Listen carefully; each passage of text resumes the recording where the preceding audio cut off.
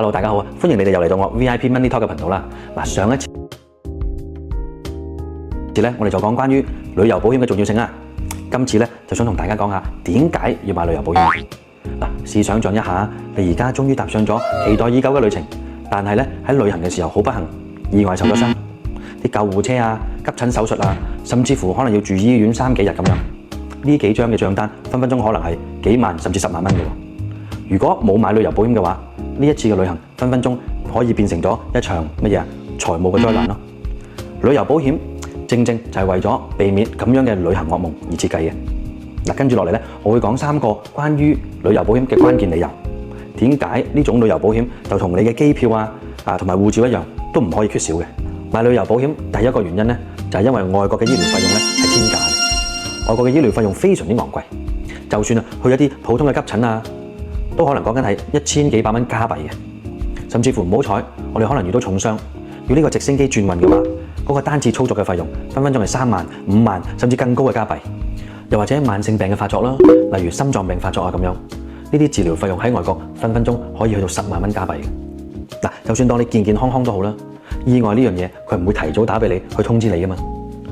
而家保險就係用每日基本上幾蚊嘅價錢去覆蓋呢啲天文嘅數字，咁樣先係對自己嘅荷包最好最多嘅保障啊嘛。而第二個買旅遊保險嘅理由咧，就係我哋嘅行程總會有啲唔確定性噶嘛。喺旅行之中咧，20%嘅人可能都會遇到意外嘅喎。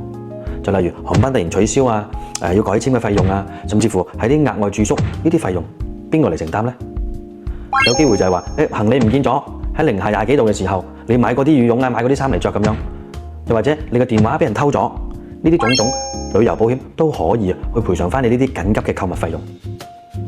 有時可能係疫情突發嘅情況，旅遊保險咧就可以賠償你額外住酒店或者醫療嘅費用。保險並唔係預測風險嘅嘢，而係真係喺風險發生嘅時候，令到你好有底氣咁話，問題唔大啊，我有 Plan B。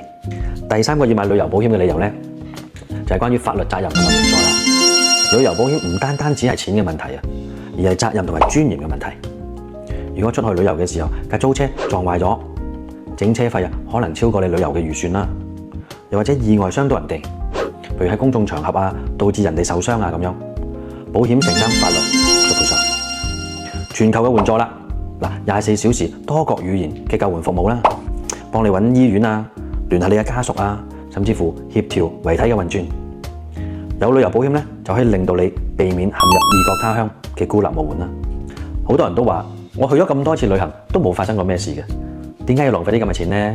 但係其實你要知道，旅遊保險保嘅唔係機率而係後果。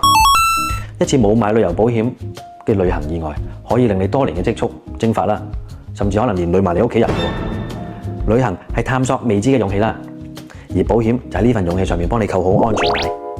今日其實淨係需要一杯咖啡嘅價錢，又能夠俾你同埋屋企人真正咁享受到話行就行嘅自由。唔好再等啦，而家就行動起嚟啦！等保險為你保駕護航。如果中意呢條片嘅，唔好唔記得訂閱、分享，仲有我哋嘅電郵地址、聯絡電話。今日同大家分享住咁多先啦，我哋下集見啦，拜拜。